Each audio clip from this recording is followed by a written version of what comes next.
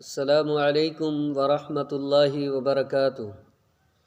الحمد للہ وحدہ والصلاة والسلام علی من لا نبی بعدہ، اما بعد فاعوذ باللہ السمیع العلیم من الشیطان الرجیم، بسم اللہ الرحمن الرحیم۔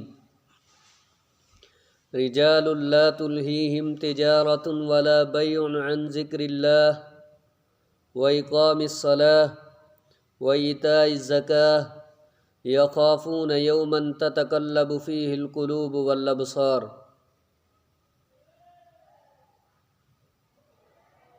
اللہ تعالی نے سورۃ نور کے اندر اپنے نیک بندوں کی صفات بیان کی ہیں،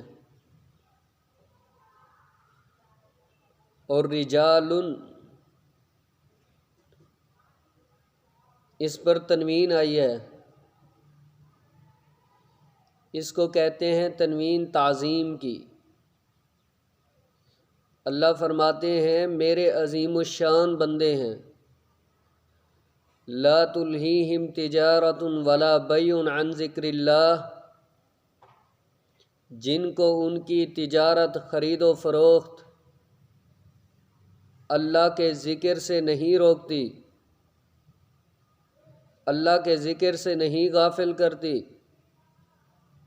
وإقام الصلاة، وہ نماز قائم کرتے ہیں۔ وإیتاء الزکاة، زکوٰۃ ادا کرتے ہیں۔ یخافون یوما تتقلب فیہ القلوب والابصار، وہ اس دن سے ڈرتے ہیں جس دن میں دل اور آنکھیں الٹ پلٹ ہو جائیں گی، یعنی جو بہت بڑا خوفناک دن ہے، وہ قیامت کا دن ہے، جس کے بارے میں اللہ تعالی نے سورۃ حج کے شروع میں ارشاد فرمایا، وَتَرَى النَّاسَ سُكَارَى وَمَا هُمْ بِسُكَارَى وَلَكِنَّ عَذَابَ اللَّهِ شَدِيدٌ۔ اے میرے محبوب پیغمبر، تو قیامت کے دن لوگوں کو دیکھے گا،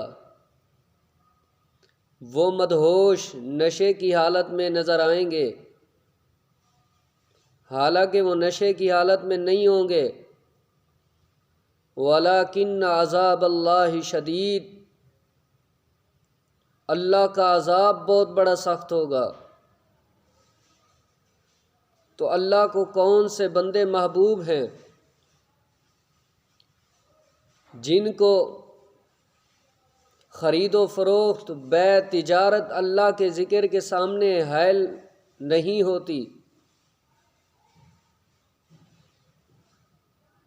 سیدنا عبداللہ بن مسعود رضی اللہ تعالیٰ عنہ تفسیر ابن کثیر کے اندر امام ابن کثیر رحمہ اللہ نے اس کا شان نزول یوں بیان کیا کہ عبداللہ بن مسعود رضی اللہ تعالیٰ عنہ بازار سے گزر رہے ہیں، لوگوں کو دیکھا یتعجلون الی ترک الامور، سب کے سب اپنے کام کو چھوڑ کر مسجد کی طرف جا رہے ہیں۔ جناب عبداللہ بن مسعود رضی اللہ تعالی عنہ ان سے سوال کرتے ہیں، تم جلدی کیوں کر رہے ہو؟ اپنے کاروبار کو کیوں سمیٹ رہے ہو؟ دکانیں کیوں بند کر رہے ہو؟ تو انہوں نے جواب دیا، ہم نے اذان سنی ہے، اس بنا پر جلدی کر کے نماز کے لیے اول وقت پر پہنچ رہے ہیں اور پہنچنے کی کوشش کر رہے ہیں۔ اور اسی صحابی جناب عبداللہ بن مسعود رضی اللہ تعالیٰ عنہ کے ایک حدیث بخاری شریف کے اندر ہے، حضرت عبداللہ بن مسعود رضی اللہ تعالیٰ عنہ آپ سے سوال کرتے ہیں، اے اللہ کے رسول، ذرا یہ بتلائیں احب الاعمال الی اللہ، تمام اعمالوں میں سے سب سے زیادہ محبوب ترین عمل اللہ کے ہاں کون سا ہے؟ تو رسول اللہ صلی اللہ علیہ وسلم نے فرمایا الصلاۃ لوقتہا، نماز کا اس کے اول وقت پر پڑھنا، یہی اللہ کو محبوب ہے۔ اور صحابہ کرام بتاتے ہیں لا یتخلف عن الصلاۃ الا منافق او مریض، کہ آپ صلی اللہ علیہ وسلم کے دور پاک کے اندر نماز سے یا منافق رہتا تھا یا مریض رہتا تھا۔ اور آگے اسی حدیث کے الفاظ ہیں جو بندہ مریض ہوتا تھا اس کو دو بندوں کا سہارا دے کر کے مسجد کی طرف لے آتے، وہ بھی مسجد کے اندر نماز پڑھتا تھا۔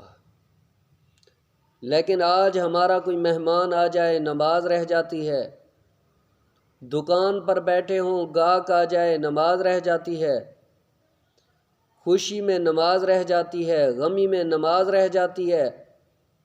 لیکن صحابہ کا یہ حال نہیں تھا، ان سے کسی بھی حالت میں نماز نہیں چوکتی تھی اول وقت سے۔ اور جو کام جس عمل کا تعلق مسجد کے ساتھ ہو گیا اس کا اجر بڑھ جاتا ہے۔ آپ صلی اللہ علیہ وسلم نے فرمایا جب بندہ گھر سے روانہ ہوتا ہے، گھر سے وضو کرتا ہے، حدیث پاک کے الفاظ ہیں، سنن ابی داؤد کی روایت ہے، کتاب الصلاۃ کے اندر موجود ہے، فرمایا من خرج من بیتہ مطہرا الی الصلاۃ المکتوبہ فاجرہ کاجر الحاج المحرم، کہ جو بندہ گھر سے وضو کر کے جاتا ہے اس کو اللہ احرام والے حاجی کے برابر ثواب عطا فرما دیتے ہیں۔ اور پھر قدم بڑھتا ہے مسجد کی طرف، اس کی بہت بڑی فضیلت ہے۔ آپ صلی اللہ علیہ وسلم نے فرمایا لم یخط خطوۃ الا رفعت له بها درجہ وحط عنہ بها خطیہ، ایک قدم بڑھتا ہے اللہ گناہ معاف کرتے ہیں اور درجے بلند کرتے ہیں۔ اور جا کر کے مسجد کے اندر صف اول میں کھڑا ہوتا ہے۔ آپ صلی اللہ علیہ وسلم نے ان بندوں کے لیے جو صف اول میں نماز پڑھتے ہیں 3 مرتبہ رحمت کی دعا کی ہے، اور 4تھی مرتبہ دوسری صف والوں کے لیے کی ہے۔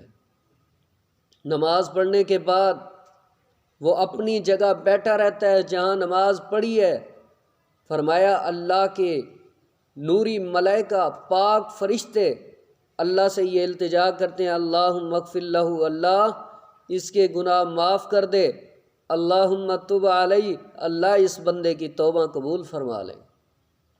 اتنی بڑی فضیلت ہے نماز کو اول وقت پر پڑھنے کی اور مسجد کے اندر پڑھنے کی، اس لیے ہمیں ہر حالت میں نماز اول وقت پر پڑھنی چاہیے اور مسجد کے اندر پڑھنی چاہیے۔ اللہ سے دعا ہے کہ اللہ تعالیٰ مجھے اور میرے ناظرین اور سامعین کو ان باتوں پر عمل کرنے کی توفیق عطا فرمائے۔ وآخر دعوانا ان الحمد للہ رب العالمین۔